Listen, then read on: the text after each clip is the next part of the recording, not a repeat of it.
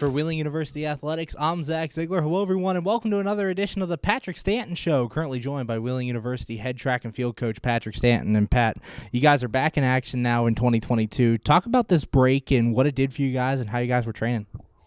Sure. So we had all of our athletes on Strava, which is an app where you can record your runs, your bikes, anything like that. We had all of them on Strava over break. We made it like a fun little challenge to keep people motivated and engaged, and so they could feel like they were training with each other over break. And it was pretty successful. You know, so far we've only been back on campus for a week, but it looks like everyone's pretty fit and not too rusty coming off the break. And before that break, you guys had a pretty good performance at the YSU Icebreaker, had several athletes set personal records. Talk about that meet as a whole and what it was like to get out there and compete again. Yeah, it was an awesome experience, really. It went about as well as we could have expected. I would say it even exceeded our expectations. We knew some of those guys like Julian and Jabez, Kanaya, Davina. We knew they were primed for big performances. We just didn't expect them to be that fast that early in the season. We didn't expect them to open up that quickly. So we were really, really excited about it. Obviously, Julian and Jabez both hitting NCAA provisional marks, establishing themselves as competitors within the national championship conversation from day one was really exciting.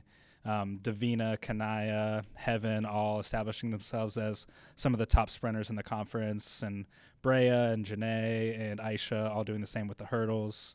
It was really exciting. We had Caroline Fodor opening up in the mile, brand new event for her. Right now she's leading the conference by about 20 seconds.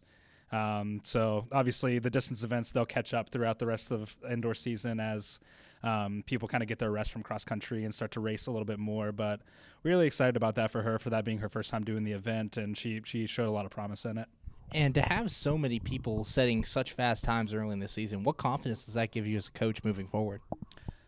A lot of confidence, cautiously optimistic. We don't want to get too ahead of ourselves. Obviously, break can be a little bit of an equalizer, but we're really excited, like I said, early on, coming back from break, by how people look. It doesn't look like people slacked off too much of a break. I think a lot of people were able to connect the dots well from that fitness from first semester. But we'll see on Saturday. And currently joined by Wheeling University head track and field coach Patrick Stanton. And Pat, now you guys looking ahead at the Otterbein Snow Globe event this Saturday. Talk about your training and how you're getting ready for this one. Yeah, really the goal for this one is, like we just talked about, see where we're at coming off a break. Make sure the fitness is still there, see if there's anything big that we need to work on. We've got some people trying out some different events and just kind of seeing where our fitness is. So really just kind of like a test to see where we are for the rest of the season. And you mentioned a little bit earlier on the men's side, Jabez and Julian, having them already having those records under their belt. How do they continue to improve and continue to build off of those times and set more records this year? Yeah, well, going forward, I mean, it's really just about consistency. How are we going to be able to stay consistent with COVID going around? That's always a factor.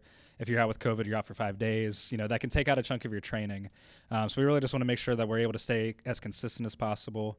And they've hit the Provo mark, but we want to get their times a little bit faster to really seal the deal for them to get into the national championship. So that's really the goal from there.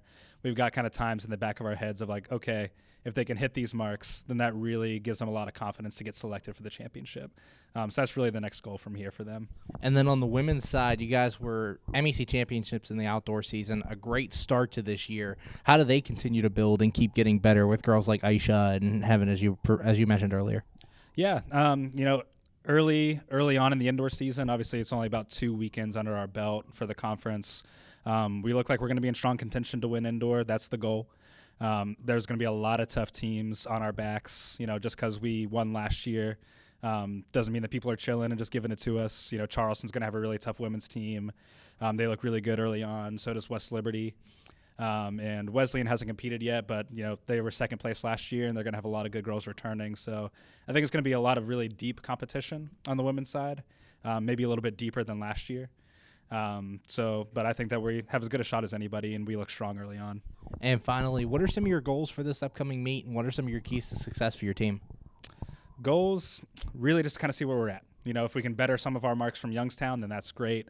The way some of our people are looking, I think that's going to be the case. But I'd say our big goals for this one are really just to see what we need to work on going forward, and keep the confidence up, keep the consistency up, and kind of set the tone for the rest of the season. Thanks, Patrick. Good luck on Saturday. Thank you. For Wheeling University Athletics, I'm Zach Ziegler.